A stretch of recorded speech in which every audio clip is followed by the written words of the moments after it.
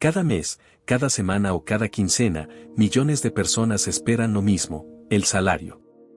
Ese número que aparece en una cuenta, en un recibo o en un sobre, y que define lo que podemos comer, dónde vivimos y cuánto vale nuestro tiempo. Trabajamos por él, lo negociamos, lo reclamamos y, muchas veces, sentimos que nunca es suficiente. Pero rara vez nos detenemos a pensar en algo básico, no siempre se trabajó por salario. Durante la mayor parte de la historia humana, el trabajo no se pagaba con dinero. Se trabajaba para sobrevivir, para el grupo, para la tierra o para un señor. Comer, dormir y vivir estaban directamente ligados a lo que se producía, no a una cifra. La idea de intercambiar tiempo de vida por una cantidad fija de dinero es sorprendentemente reciente, aunque hoy nos parezca natural. El salario no nació como una recompensa justa, ni como una forma de progreso automático. Surgió como una solución práctica en un mundo que estaba cambiando. Ciudades que crecían, personas que ya no producían lo que consumían, y sistemas que necesitaban medir el trabajo de manera uniforme. Para que ese mundo funcionara, el trabajo tuvo que convertirse en algo contable. Y el salario fue la herramienta.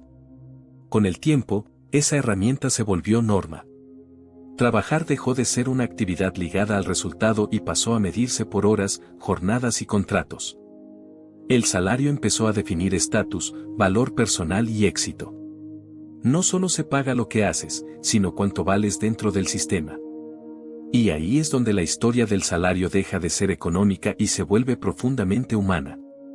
Este video no es para decir si los salarios son justos o injustos. Es para entender cómo llegamos hasta aquí. Porque solo cuando conocemos el origen de las reglas que organizan nuestra vida diaria, podemos empezar a cuestionarlas. Y pocas reglas influyen tanto en nuestra existencia como esa idea silenciosa de que nuestro tiempo tiene un precio.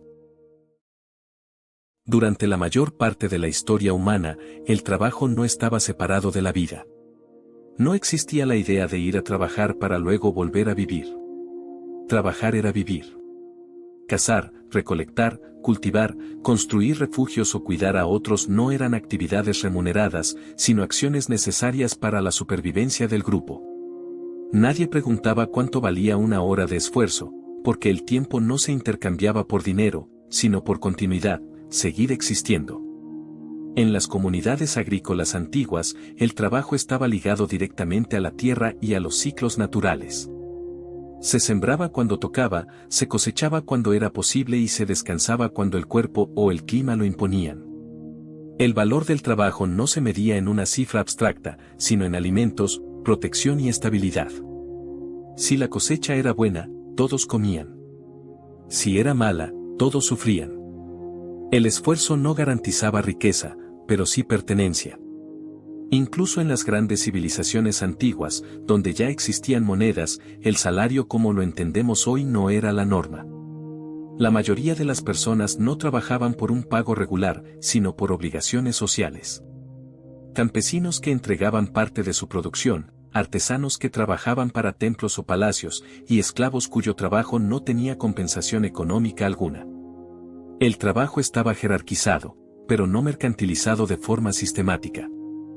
En este mundo, el tiempo no era un recurso negociable. Nadie vendía 8 horas de su día. Lo que se debía era trabajo cuando se necesitaba, no durante una cantidad exacta de tiempo. La noción de que cada minuto tiene un valor preciso simplemente no existía. El trabajo era irregular, intenso en ciertos momentos y casi inexistente en otros. Y aunque la vida era dura, la relación entre esfuerzo y existencia era directa y comprensible. Este modelo empezó a resquebrajarse cuando las sociedades crecieron, las ciudades se expandieron y las personas comenzaron a depender de cosas que ya no producían por sí mismas.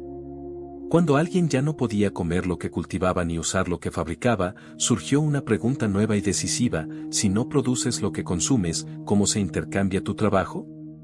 Ahí, lentamente, comenzó a gestarse la idea que cambiaría todo, convertir el trabajo en algo que pudiera pagarse. El salario no apareció de golpe ni como una idea bien pensada. Surgió por necesidad, en un momento en el que las sociedades comenzaron a volverse demasiado complejas para funcionar solo con intercambio directo. A medida que las ciudades crecían, cada vez más personas vivían rodeadas de desconocidos, lejos de la tierra que producía su alimento y de los objetos que usaban a diario. En ese nuevo entorno urbano, trabajar ya no significaba producir algo que luego consumirías, sino realizar una tarea específica dentro de un sistema mucho más amplio. El dinero empezó a cumplir un papel clave en ese cambio. No solo facilitaba el comercio, sino que permitía algo nuevo: comparar trabajos distintos entre sí. Con una unidad común, el esfuerzo de un carpintero, un obrero o un mensajero podía traducirse en una cantidad concreta. Así, el trabajo dejó de valorarse por su utilidad directa y pasó a medirse por su equivalencia monetaria. No importaba tanto qué hacías, sino cuánto costaba hacerlo. Uno de los primeros usos claros del salario fue en ejércitos y obras públicas. Estados y reinos necesitaban personas que trabajaran de forma regular y predecible: soldados, constructores de caminos, murallas o acueductos. Para lograrlo, era necesario ofrecer algo estable a cambio del trabajo. El salario permitió asegurar presencia, disciplina y control. Quien cobraba, debía cumplir. El trabajo empezaba a organizarse alrededor de pagos periódicos, no de necesidades inmediatas. Con el tiempo, esta lógica se extendió a otros ámbitos. Comerciantes, talleres y administraciones comenzaron a pagar por tareas concretas en periodos definidos. El salario introdujo una relación nueva: ya no trabajabas para ti o para tu comunidad directa, sino para alguien más, a cambio de dinero. Esa relación era impersonal y, en teoría, intercambiable. Si alguien no aceptaba las condiciones, otro podía ocupar su lugar. Este fue un cambio profundo, aunque silencioso. El salario separó el trabajo de la supervivencia directa. A partir de entonces, ya no comías porque producías alimentos, sino porque alguien te pagaba lo suficiente para comprarlos. La vida comenzó a depender de una cifra. Y aunque ese sistema permitió una organización más compleja y eficiente, también introdujo una vulnerabilidad nueva: si el salario se detenía, todo se detenía con él. En ese punto, el trabajo ya no era solo una actividad necesaria, sino una relación económica. Y esa relación estaba a punto de transformarse de manera radical con uno de los cambios más grandes de la historia humana: la industrialización. La revolución industrial no solo cambió la forma en que se producían las cosas, cambió la forma en que se vivía el trabajo. Antes, la mayoría de las personas trabajaban por tareas o por resultados. Se terminaba cuando el trabajo estaba hecho. Pero con la llegada de las fábricas, esa lógica dejó de servir. Las máquinas no seguían el ritmo del cuerpo ni de la luz del día. Funcionaban de manera continua, regular y predecible. Para aprovecharlas, el trabajo humano tenía que adaptarse a ellas. Aquí aparece una transformación decisiva: el salario dejó de pagarse por lo que se hacía y comenzó a pagarse por el tiempo que se permanecía trabajando. La hora, el día y la semana se convirtieron en unidades fundamentales. Ya no importaba cuántas piezas producía una persona, sino cuántas horas estaba presente frente a la máquina. El tiempo del trabajador pasó a ser el verdadero producto. Para que este sistema funcionara, el tiempo tuvo que ser controlado con precisión. Los relojes, antes objetos poco comunes, se volvieron herramientas esenciales. Las fábricas marcaban horarios estrictos de entrada y salida. Llegar tarde tenía consecuencias económicas. Irse antes, también. El salario por tiempo no solo organizaba el trabajo, disciplinaba el cuerpo y la mente. Este nuevo modelo rompió con los ritmos tradicionales de vida. El descanso dejó de depender del cansancio y pasó a depender del reloj. El día se fragmentó en bloques repetitivos y el trabajo se volvió una actividad separada del resto de la existencia. Muchas personas, por primera vez, pasaban la mayor parte de su tiempo despiertas realizando tareas que no tenían relación directa con su supervivencia inmediata. Aunque este sistema permitió una producción masiva sin precedentes, también generó tensiones enormes. Jornadas interminables, salarios mínimos y condiciones extremas hicieron evidente que el tiempo humano podía explotarse. El salario, que en teoría era un intercambio justo, se convirtió en un mecanismo para extraer la mayor cantidad posible de horas a cambio del menor pago posible. A partir de este momento, el trabajo dejó de medirse por su sentido y pasó a medirse por su duración. La pregunta ya no era qué haces, sino cuántas horas trabajas. Y esa forma de pensar se volvió tan dominante que todavía hoy define gran parte de nuestra relación con el empleo, incluso cuando las máquinas ya no son el centro de todo.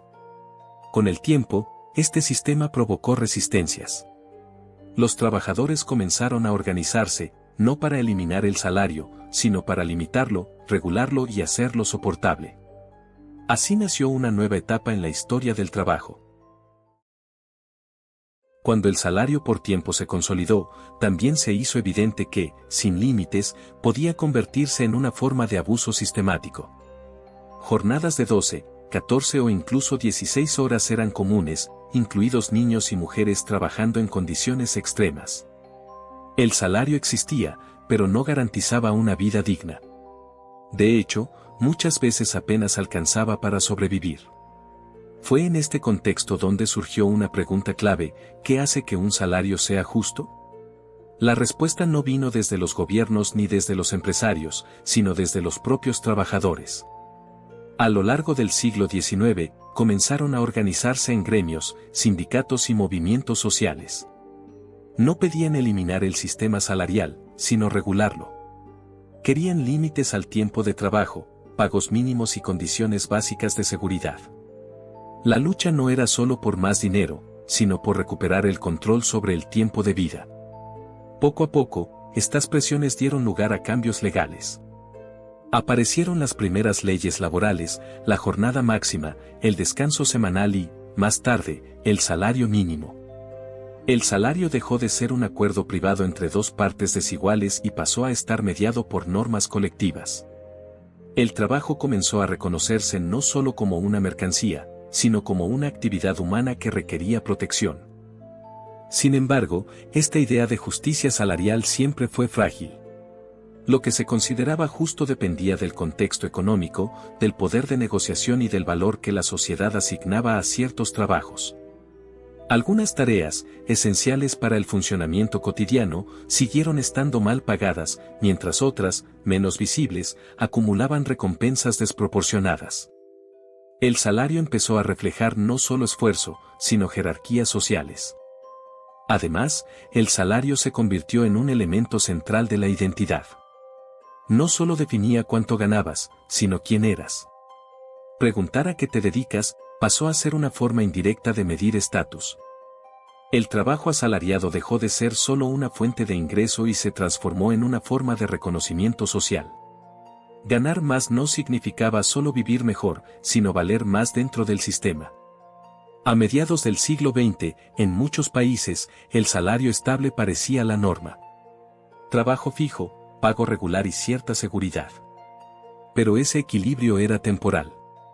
El mundo estaba cambiando de nuevo, y con él, la forma en que el salario funcionaba. La siguiente transformación no vendría de fábricas humeantes, sino de oficinas, pantallas y mercados globales. Durante gran parte del siglo XX, especialmente después de las grandes guerras, el salario estable se convirtió en el ideal. Tener un empleo fijo, un ingreso regular y la posibilidad de planificar el futuro era visto como sinónimo de progreso. Para millones de personas, el salario permitió algo nuevo en la historia, una vida relativamente predecible. El trabajo ya no era solo supervivencia diaria, sino un proyecto a largo plazo. Este modelo se apoyaba en un acuerdo implícito. A cambio de tiempo y lealtad, las empresas ofrecían estabilidad. El salario crecía con la antigüedad y el empleo duraba años, incluso décadas. El trabajo asalariado se convirtió en el eje alrededor del cual se organizaban la familia, el descanso y la identidad personal. Parecía que el sistema, por fin, había encontrado un equilibrio. Pero ese equilibrio comenzó a romperse hacia finales del siglo XX. La globalización, la automatización y el financiamiento cambiaron las reglas del juego. Las empresas ya no necesitaban trabajadores estables en el mismo lugar durante toda una vida. El salario empezó a estancarse, mientras los costos de vida crecían. Tener trabajo dejó de ser garantía de bienestar. Al mismo tiempo, las diferencias salariales se ampliaron. Algunos sectores comenzaron a concentrar ingresos enormes, mientras otros, igual de necesarios, quedaron atrapados en sueldos bajos y precarios. El salario dejó de reflejar esfuerzo o utilidad social y empezó a depender cada vez más del mercado, la negociación y el poder. La idea de mérito se volvió confusa. Además, surgieron nuevas formas de trabajo asalariado. Contratos temporales, trabajo por proyecto, subcontratación y empleo informal. Aunque el salario seguía existiendo, la seguridad que lo acompañaba se debilitó. Muchas personas comenzaron a vivir de ingreso en ingreso, sin certezas a largo plazo. El salario volvió a parecerse más a una herramienta de supervivencia que a una base sólida para construir una vida. En este contexto, el salario dejó de ser solo un número y se convirtió en una fuente constante de ansiedad. No solo importaba cuánto se ganaba, sino cuánto duraría. El tiempo volvió a ser incierto, pero ahora medido en pagos. Y frente a esta realidad, empezó a surgir una pregunta incómoda: si el salario ya no garantiza estabilidad, ¿qué papel cumple realmente en nuestras vidas hoy? Hoy, el salario se encuentra en una etapa de cuestionamiento silencioso. Aunque sigue siendo la base del trabajo moderno, cada vez resulta más evidente que fue diseñado para un mundo que ya no existe del todo. Un mundo de fábricas, horarios fijos y trayectorias laborales previsibles. Sin embargo, el trabajo actual es fragmentado, digital y muchas veces invisible. Y el salario, tal como lo conocemos, no siempre logra capturar su verdadero valor. En muchos casos, ya no se paga por tiempo ni por resultados claros, sino por disponibilidad, atención o presencia constante. El límite entre trabajo y descanso se difumina. Las personas responden mensajes fuera de horario, piensan en el trabajo incluso cuando no están trabajando y sienten que siempre deberían estar produciendo algo. El salario sigue marcando el intercambio, pero el tiempo entregado ya no es tan fácil de medir. Esto ha llevado a que se planteen nuevas ideas. Algunas buscan adaptar el salario a esta realidad, otras proponen superarlo. Ingresos básicos, trabajos por objetivos, economías colaborativas y modelos híbridos aparecen como intentos de responder a una pregunta antigua con condiciones nuevas. No está claro cuál será el camino, pero sí que el modelo actual muestra señales de agotamiento. Más allá de las soluciones, lo importante es entender que el salario no es una ley natural. Es una construcción histórica. Surgió en un contexto específico, resolvió ciertos problemas y creó otros. Reconocerlo como una herramienta, y no como una verdad eterna, abre la posibilidad de imaginar alternativas. No para negar el trabajo, sino para repensar la relación entre tiempo, esfuerzo y vida. Tal vez el futuro del salario no consista en eliminarlo, sino en devolverle su sentido original, permitir que las personas vivan a partir de su trabajo, no que vivan para él. Porque cuando entendemos de dónde vienen las reglas que organizan nuestra vida cotidiana, también entendemos que pueden cambiar. Y pocas reglas son tan influyentes como esa idea, aparentemente simple, de que nuestro tiempo tiene un precio. A lo largo de la historia, el salario ha parecido una respuesta lógica a una pregunta práctica: cómo organizar el trabajo en sociedades cada vez más complejas. Pero lo que comenzó como una solución terminó convirtiéndose en una de las ideas más influyentes de la vida moderna. Hoy, no solo trabajamos por un salario, sino que organizamos nuestros días, nuestras decisiones y hasta nuestras expectativas alrededor de él. El salario nos enseñó a medirnos, a comparar nuestro tiempo con el de otros, a sentir que valemos más o menos según una cifra. Y aunque muchas veces parece natural, no lo es. Es el resultado de siglos de cambios, acuerdos, conflictos y adaptaciones. Entender su historia no resuelve todos los problemas, pero sí nos permite ver algo esencial: las reglas que hoy damos por hechas fueron creadas por personas, en contextos concretos. Quizás por eso el debate sobre el trabajo nunca desaparece. Porque en el fondo no se trata solo de dinero, sino de cómo queremos vivir. De cuánto tiempo entregamos, de qué recibimos a cambio y de qué dejamos fuera mientras trabajamos. El salario sigue siendo necesario, pero tal vez ya no es suficiente para explicar el valor de lo que hacemos ni de quiénes somos. Si este video te ayudó a ver el trabajo desde otra perspectiva, te invito a quedarte en el canal. Aquí exploramos las ideas invisibles que moldean nuestra vida cotidiana, el tiempo, el descanso, el dinero y las reglas que rara vez cuestionamos. Porque entender de dónde vienen es el primer paso para decidir si aún nos sirven. Gracias por estar aquí. Y recuerda, cuando algo parece normal desde siempre, suele ser porque su historia fue olvidada. Y hasta aquí el video de hoy. Si te gustó este contenido y te hizo ver el mundo desde otra perspectiva, suscríbete al canal y activa la campana. Cada semana exploramos ideas, historias y conceptos que influyen en nuestra vida diaria mucho más de lo que imaginamos. Déjame tu opinión en los comentarios. ¿Crees que el salario sigue teniendo sentido tal como lo conocemos hoy?